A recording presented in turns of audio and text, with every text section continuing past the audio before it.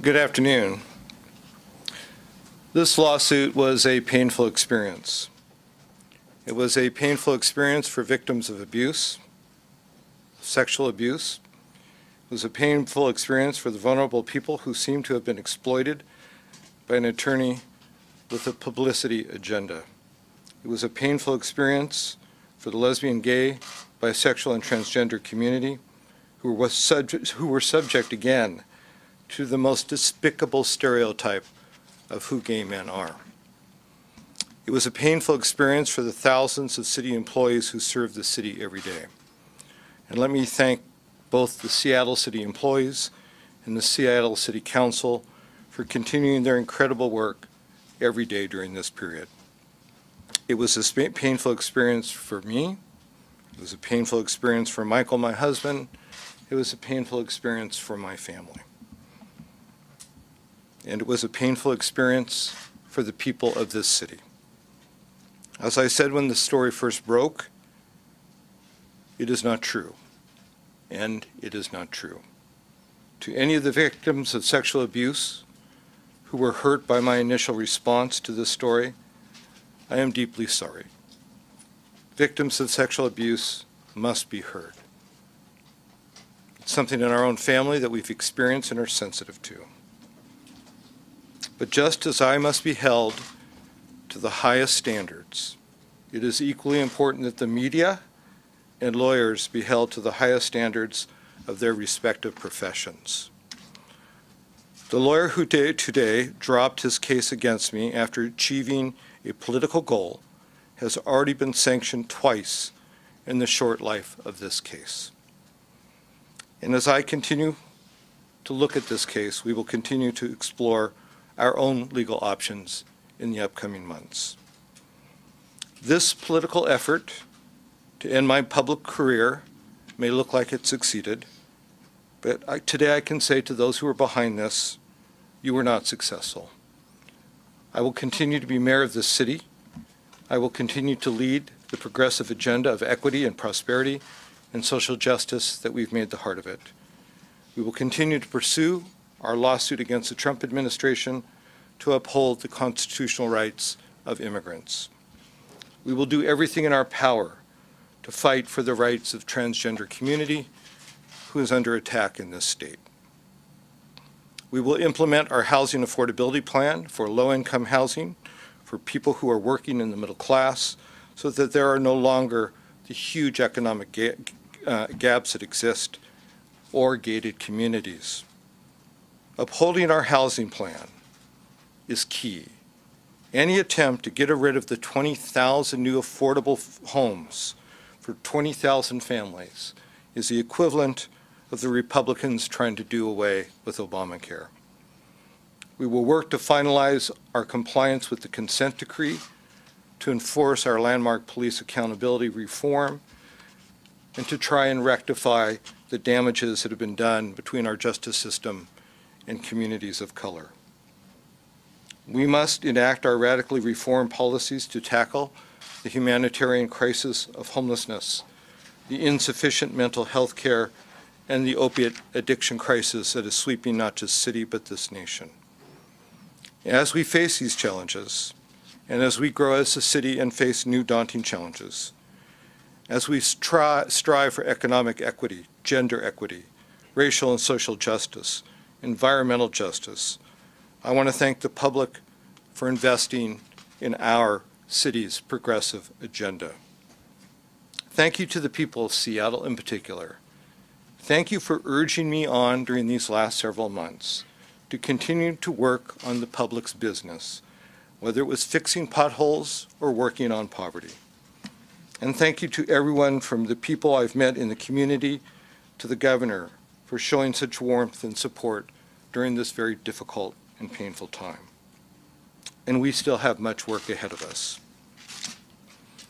At the end of my inaugural address, I quoted John F. Kennedy, who said, "All of this will not be finished in the first 100 days, nor will it be finished in the first 1,000 days, nor in the lifetime of this administration, nor perhaps even of our lifetime on our planet.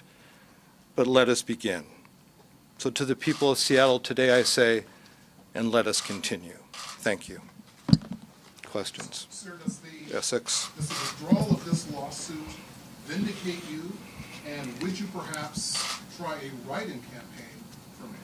I believe that the lawsuit was, yes, I believe the withdrawal of this lawsuit vindicates me, yes. Would you try a write-in campaign for me? Right now, what I want to ask is if Michael will let me have wine on a school night. And then And we'll consider that. Mr. Mayor. and I'm going to consider my options. I haven't had time to think about it. Mr. Mayor, what do you think about the timing of all this? Well, it's interesting, isn't it? This lawsuit was filed just as filing was, people were just getting ready to run, and it's withdrawn after I get out, about 30 days after I'm out of the race. Heckard's attorney says that the accuser will file once you're out of office. Mm-hmm. Thoughts on that? Well, we'll go through this again. I do think, based on what I've heard from lawyers, and I'm not a lawyer, so I'd encourage you to consult lawyers. I think they have problems with their case. I think there's a reason why tomorrow there was supposed to be testimony given in a deposition, that it was withdrawn today. I think that there are issues that lawyers can explain to you around statute of limitations. So I think that it was withdrawn because there wasn't a case. You mentioned that you're considering your own legal actions or efforts. What do you mean? Well, if they want to continue to play politics and interfere with the electoral system of this city, then I will definitely consider what options that my lawyers advise me might be advisable to take. Do you feel that Seattle is deprived of your re-election bid? I truly believe that Seattle should have had a choice, that a lawyer, a hungry publicity lawyer with special connections to certain members of the press should not be driving this case, or should not be driving who the next mayor of Seattle is, that the voters of this city should have had that opportunity. Do you believe that Jenny Durkin is running changed your decision to either consider a writing campaign or not? No. Do you believe that the Conley law firm is a part of this larger, effort to target you, or do you believe it's one lawyer? Not all the dots connect, and there are other dots related to this and to some of the materials that I know the Seattle Times looked at and walked away from some years ago that seemed to happen at certain times related to politics. Those will be things that lawyers won't look into, but I'm sure investigators will look into as time goes on. Are Yes. you simply angry? Of course, you're angry. You want to answer that question? Absolutely. I'm serious. You're angry. You're hurt. I think the thing I'm most proud of as mayor is I have put together a cabinet from around this nation. I have put together a staff that is second to none. I really feel like we were getting the city headed in the right direction, that we rebuilt the executive branch that had been basically taken apart. And so I get pretty down about the fact that these people are out looking for jobs and don't know what they're going to do in 6 months. And it wasn't because I lost an election. It was because it was a political takedown. I have a lot of emotions. I'm Irish. One more. The headlines tomorrow are going to be the mayor isn't ruling out a write-in campaign. When do you think you will have made that decision, whether you will or you won't? I have no idea. I mean, literally a few hours ago, wasn't even on the table. So I have no idea. Essex? I just wanted to follow up on this, the other issue of the day, which is the income tax. This is why I called you together. So There's that hearing tonight. You spent a lot of time in the legislature looking at this. You know there is a state law against it. There are Supreme Court rulings against it. Why do you think an income tax would win a legal fight this day? Sure. So UW Press has a great book called A Dime for the Governor, a Dollar for Uncle Sam. It's a history of the income tax fight in the 20s and 30s. And it points out, as have lawyers throughout the decades, that Supreme Court interpretation seems to leave open a path related to a high-end only income tax. So that's a question we think needs to be answered. And we know this will be litigated, and I think the time is to figure out whether we can do that and roll back some of our regressive taxes, or whether that door is simply shut to us without a constitutional action on part of the legislature and the people. Can you Okay. expand on your apology to victims? You said that you apologize to victims who are hurt, but also that the lawyers and press need to be held accountable. Does that mean that you don't regret what you said, or do you wish that you said things? I wish I had been, when you're feeling under attack and you have a few hours to respond, if you know me, if you know my history, I have been somebody who's advocated for the anti-bullying bill, for funding for kids who have been abused. In the budgets I chaired, actually was a part of the effort that expanded the statute of limitations, so victims of sexual abuse have a longer period of time in which to consider whether they, to work that out in therapy.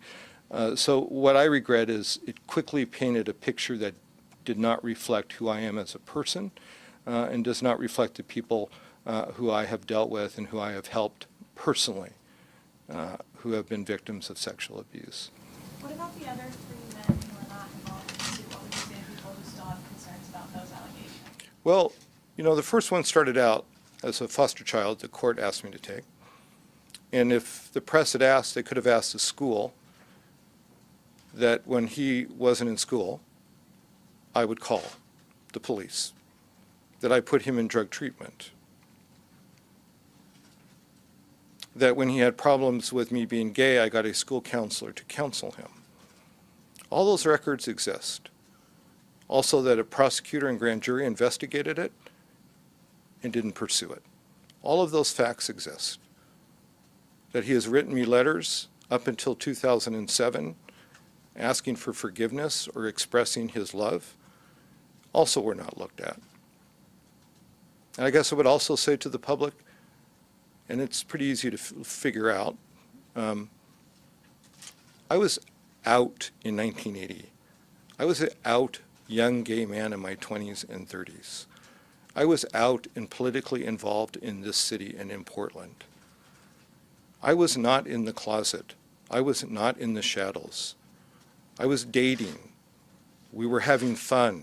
And then a time came when AIDS started to rise up in the 80s that we became very, very concerned for ourselves and our friends who were dying.